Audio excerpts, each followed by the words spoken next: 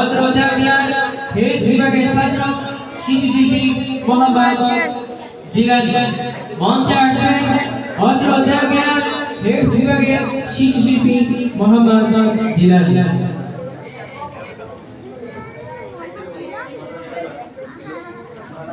আসসালামু আলাইকুম ওয়া রাহমাতুল্লাহি ওয়া বারাকাতুহু। ওয়া আলাইকুম আসসালাম। তুমি ভরে আলো তোমায় যখন দেখি আমার মন হয়ে যায় ভালো।